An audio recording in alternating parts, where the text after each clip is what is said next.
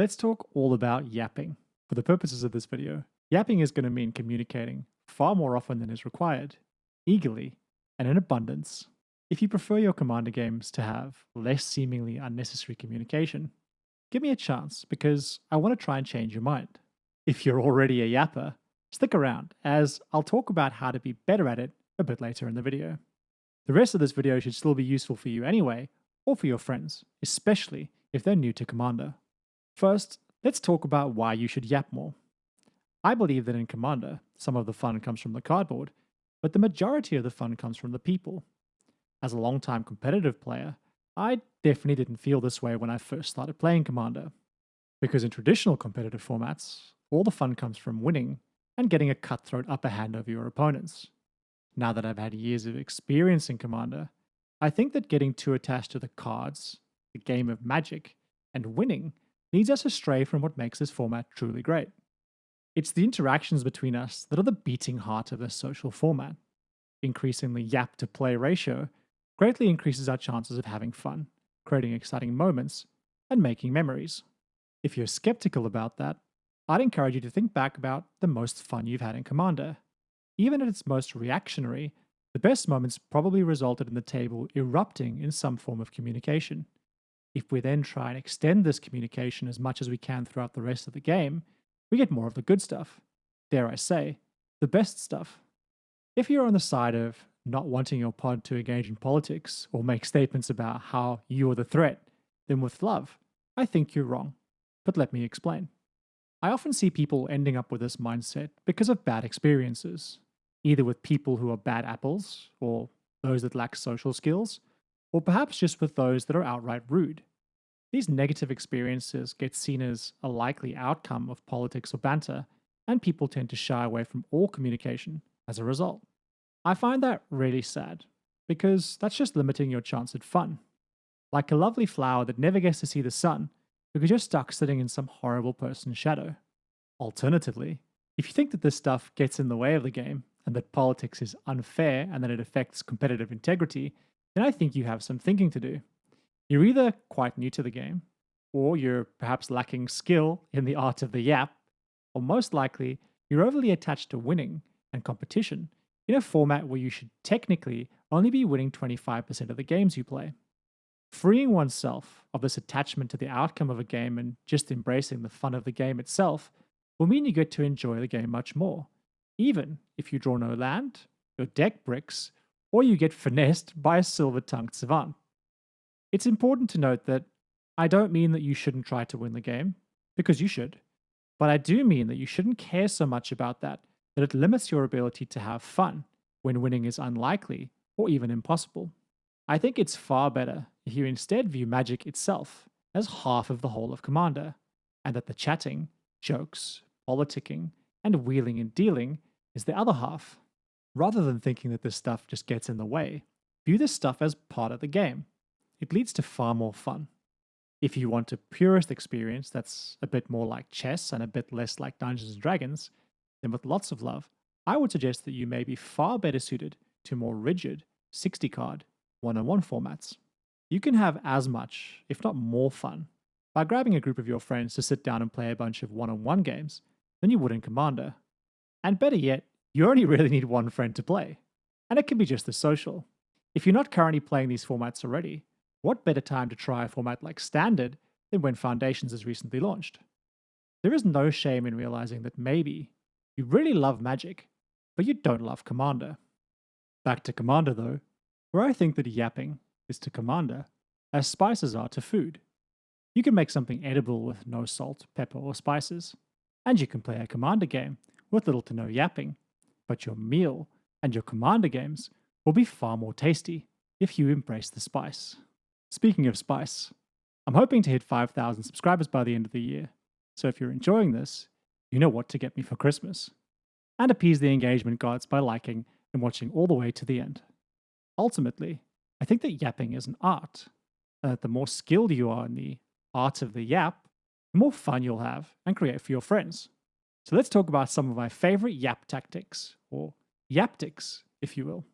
We'll start with likely the most well-known of the yaptics, the old bait and switch tactic of diversion. This look over there I'm just a wee small innocent fellow strategy can be incredibly useful when you're trying to hide the danger of your own stuff behind your opponent's hopefully slightly more dangerous stuff. Sometimes it's very easily justifiable, but note that either way, you're likely trading immediate danger for danger down the road from the player whose things you just hid behind. Rather than that, my favorite yaptic is proactively using hypotheticals, calling out possible outcomes of situations that can occur regardless of the reality of them actually happening. The threat of the unknown is far worse than what's in plain sight. Like if someone is about to attack you with a big board, you could say, "You may want to think twice about attacking me. I've got a lot of untapped mana." This will make that player now second guess themselves if they were planning to attack you, as they'll imagine what manner of horrible things you can do to their creatures. Regardless of whether you can back up the yap, at best you'll divert attention elsewhere, and at worst you'll have created an engaging moment for the table. You can also use this to uncover more information. For example, if a player is ahead and has a problematic threat like a powerful commander with a lightning greaves on it, you could say, if someone had removal for that commander, does anyone have a way of dealing with the lightning greaves? That could create a chance to work together to rein in that powerful player a bit. Or if you decide not to use your removal, or perhaps if you never had any removal to begin with, well, now you know that a player has an artifact removal spell of some kind, which could be very useful for you if you yourself have a scary artifact that you may want to play.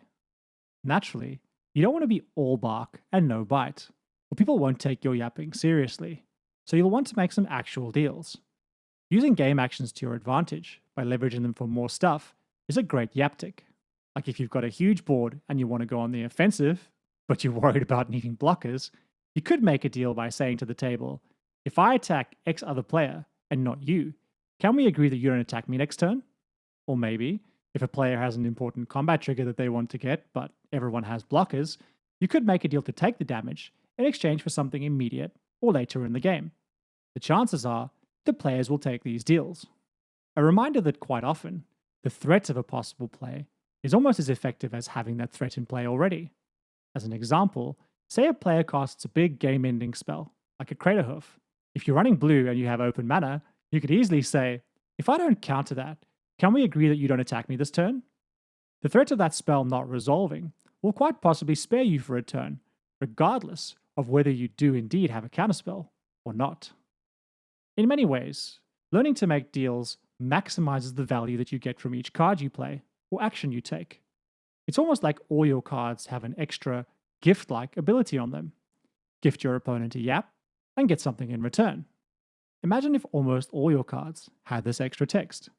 How often would you make use of that? And if everyone in your pod thinks the same way, suddenly everyone has a ton more options, is way more engaged, and has a ton more fun.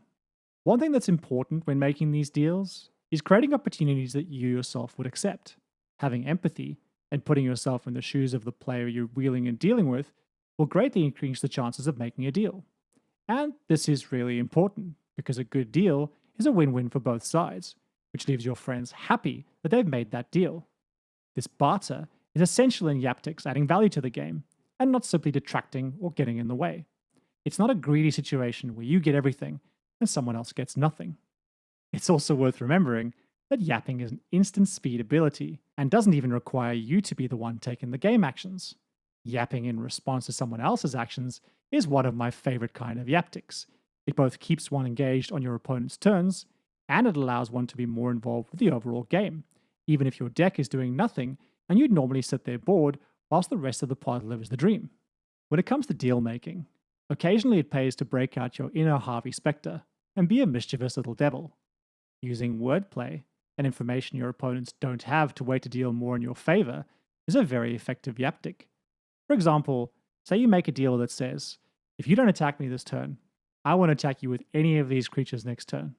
Deal? Knowing that you have some hasty creatures in hand that you can play and attack with to win the game.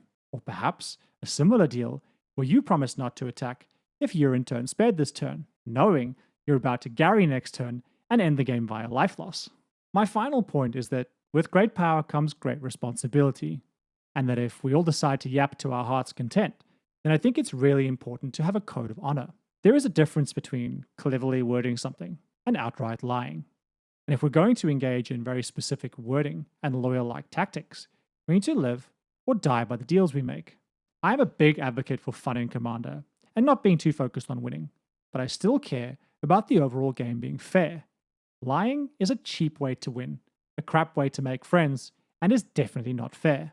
As an example, I recently had a game where I cast Natural Order with the intention of getting a Protean Hulk and trying to find a way to win the game. The player asked whether this spell would let me win the game, as they had a possible response. I said that I don't think so, at least not this turn, as I have no sack outlets, so they let it resolve. I proceeded to fetch the Protean Hulk, which I killed with a Shriekmaw, to fetch Gary thinking that I'd drain the table and hopefully find a way to recur him the next turn for the win.